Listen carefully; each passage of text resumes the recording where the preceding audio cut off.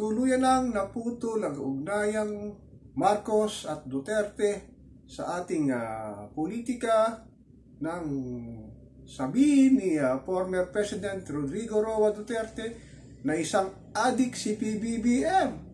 Nakakalungkot lang talaga sa ating politika ay walang permanent friends. Ang meron lang permanent vested interest para sa kanilang politika.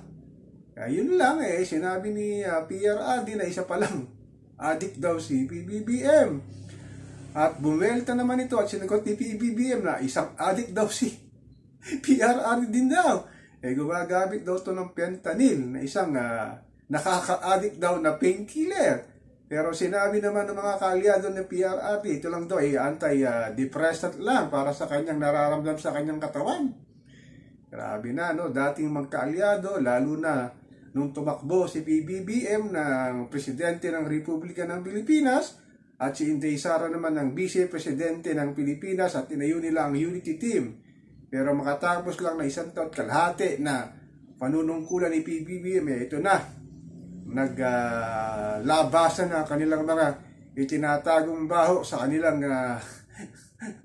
politika na nangyayari ngayon. Ano ba ang implikasyon nito sa nangyayari sa ating bansa, lalo na kay Juan Pasam Cruz, na patuloy tumataas ang presyo ng bilihin, presyo ng produkto ng petrolyo, gasolina, tapos pa yung mga issue sa mga modern jeep na hindi pa rin matapos-tapos. Ito pa, ngayon pa lang, malayo pa yung mid-election ng 2025. Ito na, nangyayari ngayon na nagpapatutsagahan na ang pamilya Marcos at Duterte. Lalo na nabuking na ang pinsan ni PBBM, si Speaker Martin Romualdez, ang nagpo-push ng chacha o charter change sa pagbabago ng ating 1987 Constitution.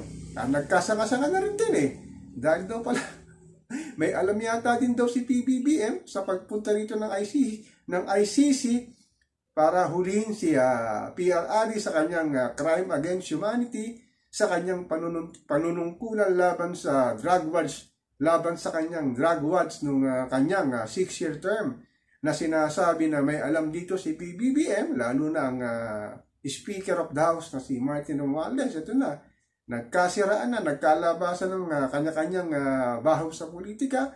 At nagsalita na rin si Mayor Baste Duterte ng Davao City na walang utang na loob si PBBM dahil yung nakaupo ang kanyang ama, ipinalibing nito si Ferdinand Marcos Sr. sa libingan ng bayani. Tapos ngayon, nang nahilal na si PBBM bilang Pangulo ng Pilipinas, ito na, nilalaban na nila o sinisiraan na nila ang pamilyang Duterte. Pero ang sabi naman ni Baste na nung nanunungkulan ng kanyang ama, mababa ang kriminalidad dito sa ating bansa.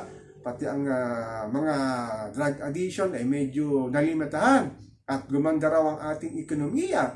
Pero daw sa pag-upo ni PBBM, sinabi rin ni ex-president Rodrigo Duterte, tsaka nga ito si Baste, na lalo raw naghirap ang buhay ni Juan Pasam Cruz, nagtaasan ng bilin, nagkaroon ng high rate sa mga crime sa buong Pilipinas at lalong lumaganap daw ang korupsyon.